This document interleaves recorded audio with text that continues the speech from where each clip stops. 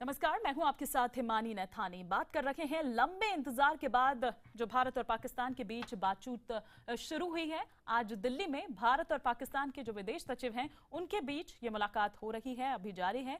हालांकि पाकिस्तान के विदेश सचिव Ejaz Ahmad heart of Asia conference में हिस्सा लेने के लिए भारत आए हुए हैं, जिसमें चीन, रूस, अफगानिस्तान, ईरान और पाकिस्तान के विदेश सचिव हिस्सा ले रहे हैं। लेकिन इससे पहले भारत के विदेश सचिव एस जयशंकर और पाकिस्तान के विदेश सचिव एजाज अहमद की बातचीत को काफी अहम माना जा रहा है। पठानकोट हमले के बाद दोनों देशों के रिश्ते काफी बिगड़ गए थे। पाकिस्तान का जांच दल भारत आया, लेकिन पाकिस्तान ने भारतीय जांच दल को इजाजत नहीं दी। इसके बाद रिश्तों में तल्खी और ज्यादा बढ़ गई। लेकिन इसके बाद दोनों देशों में आज से एक नई शुरुआत होने जा रही है। देखिए, बातचीत के पक्ष में हम हमेशा रहे हैं। पड़ोसी देश हैं, ऐतिहासिक कारण भी हैं, भौगोलिक कारण भी हैं। बातचीत बंद होना कांग्रेस पार्टी ने कभी नहीं कहा। हमने ये जरूर कहा है कि एक रूपरेखा होनी चाहिए। ये नहीं कि एक बचकाना तरीके से कि आज बातचीत बंद है, कल बातचीत शुरू है। रूपरेखा आज तक स्पष्ट नहीं है। उसकी वजह से जो भारत की छवि भी खराब हुई है और एक प्रश्न चिन्ह लगा है भारत की गंभीरता पर और भारत की डिप्लोमेसी पर। क्या फायदा होगा उससे? दो देशों के प्रधानमंत्री भी चर्चा करते हैं, जाके उधर चाय पे चर्चा होती है, हाँ, NSA लेवल पे टॉक होती है, और उसके बावजूद भी पठानकोट ही होता है ना। हमारे नसीब में पठानकोट ही लिखा है। अब नए सेक्रेटरी आ जाएंगे, चले जाएंगे और वापस वही शुरू होगा खेल जो पाकिस्तान करना चाहता है।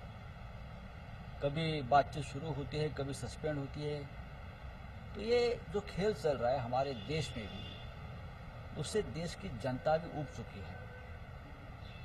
अब हम उसका ऊपर बात करना भी नहीं चाहते, क्योंकि उससे कुछ फायदा नहीं होने वाला है।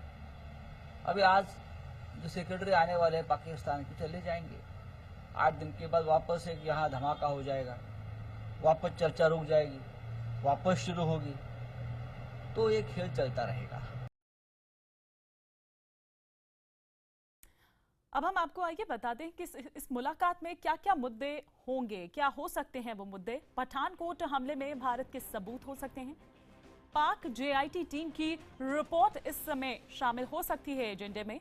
भारत के जांच दल को पाकिस्तान में एंट्री देने का जो मामला है वो इसमें उठ सकता है। साथ ही साथ मौलाना मसूद अजहर पर कार्रवाई का मुद्दा उठ सकता है। जैश-ए-मोहम्मद जैसे जो संगठन है, इस पर कार्रवाई का जो है मुद्दा वो उठ सकता है। इस पर चर्चा संभव है। सीमा पार से होने वाली जो आतंकी साजिशें हैं, सीज पार उल्लंघन है, इन तमाम मुद्दों पर चर्चा संभव है। तो ये मुलाकात फिलहाल अभी जारी है और लगातार हम इस पर चर्चा भी कर रहे हैं। हमारे साथ तमाम खास मेहमान जुड़ चुके हैं। नोएडा स्टूडियो में हमारे साथ जुड़े हुए हैं वरिष्ठ पत्रकार रामकृपाल सिंह जी। साथ ही साथ बेंगलुरु से कमोडोर GJ सिंह जी भी लगातार जुड़े हुए हैं हमारे साथ। मुंबई से वरिष्ठ पत्रकार बलजीत परमार और विवेक अग्रवाल, और साथ ही साथ दिल्ली से हमारे साथ एक और मेहमान रक्षा विशेषज्ञ आलोक बंसल भी हमारे साथ जुड़ चुके हैं। चर्चा की शुरुआत में रामकृपाल सर से ही यहाँ पर शुरू करना चाहूंगी। सर, अभी ये जो मीटिंग है ये अभी जारी है, लेकिन क्या ऐसे मुद्दे हो सकते हैं, क्योंकि बातचीत होती है फिर बार बार कुछ ऐसा होता है कि ब्रेक लग जाता है, क्या ऐसे मुद्दे हो सकते हैं जिन पर काम करने की जरूरत है, जो आप कहेंगे कि हमारे संबंधों में जिस वजह से खटास आती है वो ना आए? देखिए, जैसा कि मैंने कहा, दोनों देश में ये जो कम से कम शुरुआत हुई है सिंबॉलिक ही सही, लेकिन एक बहुत बड़ा पॉलिटिकल मैसेज है भारत के लिए भी और पाकिस्तान में भी, कि समस्या का कोई भी समाधान राजनीतिक समाधान ही हो सकता है, बातचीत से ही हल होगा। बिल्कुल। तो अभी तक जो माहौल बना हुआ था, जैसे पाकिस्तान में तमाम मीडिया में कि शरीफ गए और ये हो जाएगा, अब तो सेना ही डिक्टेट करती है। हम भी जानते हैं पाकिस्तान की हालत थोड़ा हिंदुस्तान की तुलना में, वहाँ पे कई लोग, एक तो अपनी जमहूरियत को देखना पड़ता है, वहाँ की जनता को, दूसरी निगाह एक वो सेना की तरफ होती है, सेना कमांडर की तरफ होती है, ऑब्वियस है। लेकिन सवाल इस बात का है कि ये सच्चाई है, तथ्य हैं, विकल्प क्या हैं? इन्हीं विकल्प में से भी ना हर जगह अगर सारी चीजें बहुत सामान्य होती तो फिर ये नौबत ही नहीं आती। तो जैसा मैंने कहा कि देखिए, हमारे मुद्दे तो साफ है, जाहिर सी बात है। हम पूछे कि भैया पठानकोट में क्या प्रोग्रेस हुई, हमने आप पे भरोसा किया था, बताइए हमारे एनआईए को वहां क्यों नहीं आप आने दे रहे हो।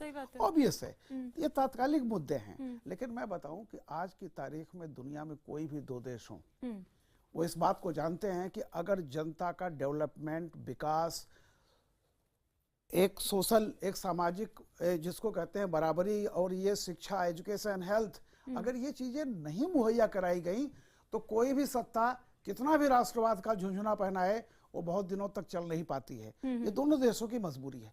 अल्टीमेटली इस तरह के बातें फिर निकलती हैं। पहली बात तो भारत पाकिस्तान के बीच में, जो पाकिस्तान भी चाहता है, भारत भी, कि सीमा पर ये जो आए दिन होता रहता है ये न हो, और एक सिर्फ इतना ही नहीं हो, तनाव कम हो, बल्कि एक शांतिपूर्ण माहौल हो।